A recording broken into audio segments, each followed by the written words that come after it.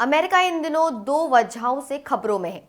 Alaska और Canada की सीमा के पास आया 7.0 तीव्रता का तेज भूकंप और वॉशिंगटन राज्य के माउंट रेनियर ज्वालामुखी के नीचे दर्ज हुए सैकड़ों छोटे झटके। इन दोनों घटनाओं ने लोगों के मन में एक बड़ा सवाल खड़ा कर दिया है। क्या ये किसी बहुत बड़े भूकंप या आपदा का संकेत है और क्या अमेरिका इसके लिए तैयार है या नहीं? दिसंबर 2025 की शुरुआत में कनाडा के यूकॉन क्षेत्र में अलास्का की सीमा के बिल्कुल पास 7.0 तीव्रता का शक्तिशाली भूकंप दर्ज किया गया। अमेरिकी भूगर्भ सर्वेक्षण के अनुसार ये झटका यकुतात नाम की जगह से लगभग 90 किलोमीटर उत्तर में जमीन के करीब 10 किलोमीटर की गहराई पर आया और इसने कनाडा और अलास्का दोनों हिस्सों को हिला कर रख दिया। इससे कुछ ही दिन पहले 27 नवंबर 2025 को अलास्का के सुसिन्ता क्षेत्र के पास 6.0 तीव्रता का भूकंप आया था। अलास्का के बारे में एक बात समझनी बहुत जरूरी है। ये पूरा इलाका दुनिया के सबसे ज्यादा भूकंप प्रवण क्षेत्रों में से एक है। अमेरिकी भूगर्भ सर्वेक्षण के अनुसार सिर्फ अलास्का में ही दुनिया के लगभग 11% भूकंप दर्ज होते हैं और वहां औसतन हर साल लगभग एक बार 7.0 या उससे ज्यादा तीव्रता का भूकंप जरूर आता है। इसलिए 6 या 7.0 के हाल के झटके इस लंबे इतिहास के बिल्कुल अनुरूप हैं। दूसरी ओर जुलाई 2025 में अमेरिका के वॉशिंगटन राज्य में स्थित माउंट रेनियर ज्वालामुखी के नीचे भी एक और तरह की हलचल ने लोगों को चिंतित कर दिया। 8 जुलाई से शुरू होकर कुछ ही दिनों में वहां 300 से ज्यादा छोटे भूकंप दर्ज हुए, जिन्हें वैज्ञानिक स्वॉर्म यानी झुंड की तरह आने वाली भूकंपीय गतिविधि बताते हैं। बाद में अमेरिकी भूगर्भ सर्वेक्षण और Pacific north west seismic network ने बताया कि 700 से ज्यादा सूक्ष्म झटके रिकॉर्ड किए गए, जिनमें से सबसे बड़ा सिर्फ 2.3 तीव्रता का था, यानी बहुत हल्का। आम लोग उसे महसूस भी नहीं कर सकते हैं, वो चीज बहुत मुश्किल होती क्योंकि ये बहुत ज्यादा हल्का था। अब अमेरिकी भूगर्भ सर्वेक्षण ने साफ कहा है कि माउंट रेनियर पर यह गतिविधि अभी भी ग्रीन यानी कि नॉर्मल लेवल के अंदर है और फिलहाल वहां किसी बड़े विस्फोट या खतरनाक ज्वालामुखीय गतिविधि का संकेत नहीं दिख रहा। इन सब के अलावा अमेरिका में रोजाना छोटे मोटे भूकंप सैकड़ों की संख्या में आते रहते हैं। अमेरिकी भूगर्भ सर्वेक्षण की लिस्ट के अनुसार यह देश के लिए सामान्य भूकंपी पैटर्न है। भूकंप के पीछे कोई रहस्यमयी वजह नहीं, बल्कि साफ सीधी भूविज्ञान है। पृथ्वी की ऊपरी परत कई बड़े बड़े टुकड़ों में बटी हुई है, जो बहुत धीमी रफ्तार से एक दूसरे के सापेक्ष चलती रहती है। जहां जहां ये प्लेटें आपस में टकराती, रगड़ती या एक के नीचे दूसरी घुसती है, वहां तनाव बनता है और जब ये तनाव चट्टानों की सहन शक्ति से ज्यादा हो जाता है तो अचानक ऊर्जा निकलती है। इसे ही भूकंप के झटके के रूप में महसूस किया जाता है। अमेरिका के मामले में अलास्का और उत्तरी अमेरिका का पश्चिमी किनारा, जहां प्रशांत प्लेट नॉर्थ अमेरिकन प्लेट के नीचे धंस रही है, इसे सबडक्शन जोन कहते हैं। दक्षिणी अलास्का में तो अमेरिकी भूगर्भ सर्वेक्षण के अपने अनुमान है कि औसतन हर 1 से 2 साल में एक 7.0 या उससे ज्यादा का भूकंप और हर लगभग 13 साल में एक 8.0 या उससे ज्यादा का बड़ा भूकंप आता ही रहता है।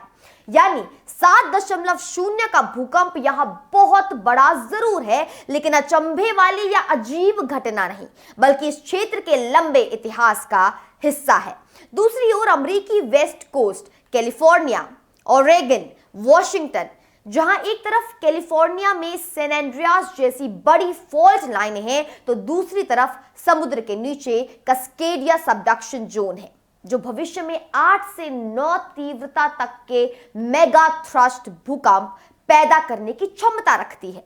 रिसर्च बताती है कि पिछले 10,000 साल में यहां कई बार बहुत बड़े भूकंप आ चुके हैं और लंबे समय के हिसाब से अगले 50 साल में 8 या उससे बड़े भूकंप की संभावना लगभग 15% के आसपास आंकी गई है। यानी खतरा वास्तविक है, लेकिन यह लंबे समय की भूवैज्ञानिक गणना है, न कि कल सुबह वाला अलार्म।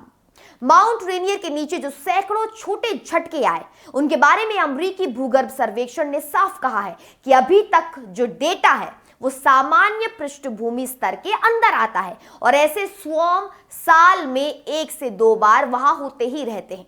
वैज्ञानिकों की मौजूदा राय यह है कि ये अधिकतर पानी और अन्य तरल पदार्थों की हरकत से जुड़े हैं, न कि किसी बड़े विस्फोट की तैयारी से।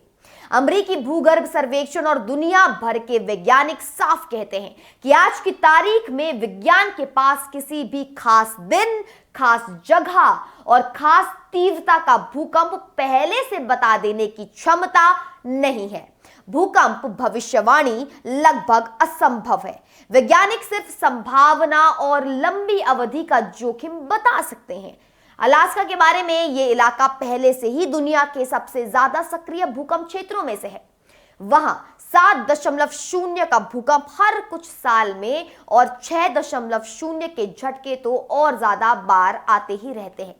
स्थानीय भूकंप केंद्र के वैज्ञानिकों ने भी कहा है कि मौजूदा 7.0 तीव्रता वाला भूकंप काफी बड़ा जरूर है, लेकिन उनकी भाषा में यह उसी लंबे सिलसिले का हिस्सा दिखता है, किसी नई अजीब गतिविधि की शुरुआत नहीं।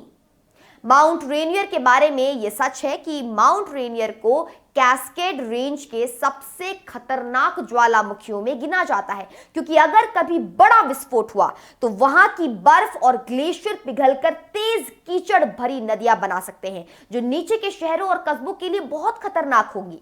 लेकिन जुलाई 2025 के स्वॉर्म के दौरान भी अमेरिकी भूगर्भ सर्वेक्षण का आधिकारिक अलर्ट लेवल ग्रीन या नॉर्मल ही रहा और साफ लिखा गया कि अभी की गतिविधि चिंता का कारण नहीं है और ये झटके पिछली बारों जैसे ही हैं, थोड़ा संख्या में ज्यादा जरूर है। कस्केडिया सबडक्शन जोन के बारे में ये सच है कि यहां भविष्य में 8 से 9 तीव्रता का बहुत बड़ा भूकंप कभी भी आ सकता है, कभी भी। इसका मतलब अगले 50, 100, 200 साल की भूवैज्ञानिक टाइमलाइन से है, ना कि न्यूज चैनल की ब्रेकिंग वाली टाइमलाइन से। रिसर्च कहती है कि पिछले 300 से 500 साल में यहां तनाव बढ़ता जा रहा है और लंबे वक्त में यह क्षेत्र अमेरिका के लिए सबसे बड़ा भूकंपीय खतरा है। लेकिन आज जो अलास्का या माउंट रेनियर की गतिविधि दिख रही है, उसे सीधे इस भविष्य के मेगा भूकंप से जोड़ने का कोई वैज्ञानिक आधार अभी नहीं है। इसलिए जितनी जानकारी आज उपलब्ध है, उसके आधार पर यह कहना सही नहीं होगा कि अमेरिका में अभी तुरंत कोई बहुत बड़ा विनाशकारी भूकंप आने ही वाला है या मौजूदा छोटे बड़े झटके किसी एक बड़ी आपदा की सीधी तैयारी है। हाँ, ये जरूर सच है कि लंबे समय के नजरिए से अमेरिका के वेस्ट कोस्ट और अलास्का जैसे इलाकों में बड़े भूकंप का जोखिम हमेशा बना हुआ है और उसी के हिसाब से तैयारी करनी पड़ेगी। अमेरिका दुनिया के उन देशों में से है जहां भूकंप मॉनिटरिंग, चेतावनी और बिल्डिंग कोड पर काफी काम हुआ है, लेकिन कमजोरियां भी मौजूद है। अमेरिका के वेस्ट कोस्ट में अमेरिकी भूगर्भ सर्वेक्षण और कई पार्टनर्स ने मिलकर शेक अलर्ट नाम का एक भूकंप अर्ली वार्निंग सिस्टम तैयार किया है।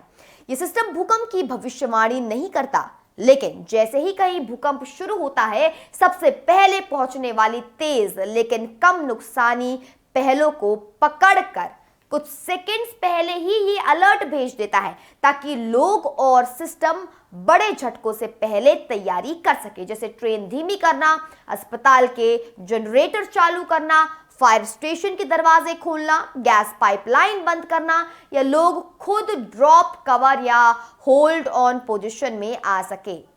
कैलिफोर्निया, ओरेगन और वॉशिंगटन में यह सिस्टम अब मोबाइल अलर्ट एप्स और पब्लिक एड्रेस सिस्टम के जरिए आम लोगों तक पहुंच रहा है। यानी वहां के लोगों को कभी कभी 5 से 20 सेकंड तक का पहले से ही चेतावनी का जो समय है वो मिल सकता है, जो किसी भी बड़े हादसे में बहुत कीमती माना जाता है। दूसरी तरफ दशकों से चले आ रहे कठोर बिल्डिंग कोड ने नई इमारतों को पहले से कहीं ज्यादा भूकंप रोधी बनाया है। कई राज्यों में कोड इस तरह बनाए गए हैं कि भूकंप में इमारतें भले क्षतिग्रस्त हों लेकिन आसानी से ढहें नहीं, ताकि अंदर के लोग जान बचाकर निकल सके। लेकिन तस्वीर का दूसरा पहलू भी है। अमेरिका में भी लाखों पुरानी इमारतें, पुल, स्कूल और अस्पताल ऐसे हैं जो पुराने नियमों के हिसाब से बने थे और उन्हें रेट्रोफिट या मजबूत करने की जरूरत है। खासकर पैसिफिक नॉर्थ वेस्ट और अलास्का के कुछ कस्बों में अगर कभी बहुत बड़ा भूकंप और उसके साथ सुनामी आई तो नुकसान भारी हो सकता है। ये बात खुद सरकारी रिपोर्टें और मॉडलिंग स्टडीज बताती हैं।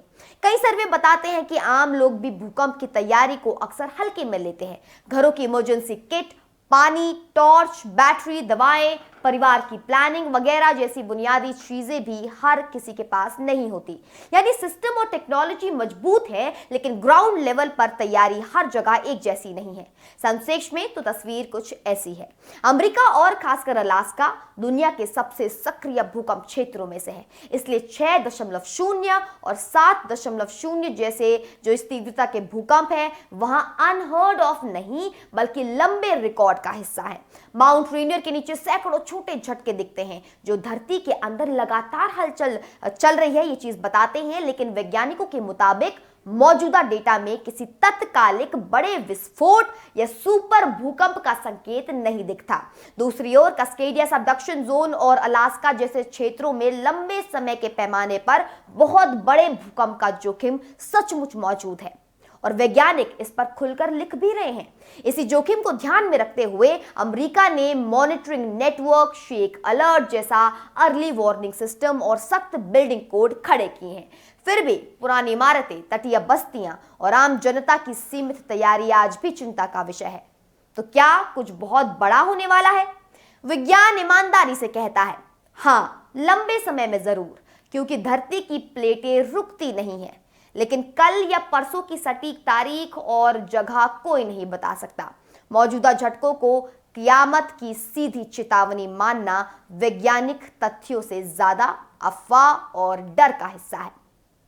सबसे समझदारी भरा रवैया यही है, ना तो लापरवाह बने, ना बेवजह घबराएं, जोखिम को समझे, वैज्ञानिक जानकारी पर भरोसा करें और जिस तरह अमेरिका तैयारी कर रहा है वैसी ही व्यवहारिक तैयारी दुनिया के हर भूकंप प्रवण क्षेत्र में होनी चाहिए, ताकि जब भी धरती हिले समाज मजबूत खड़ा हो सके। आप देख रहे थे इंडिया न्यूज का डिजिटल प्लेटफॉर्म। मैं आपके साथ निकिता रावत। अगर आपको हमारी एक खास रिपोर्ट पसंद आई हो तो वीडियो को लाइक, शेयर और सब्सक्राइब जरूर करें। देखने के लिए धन्यवाद।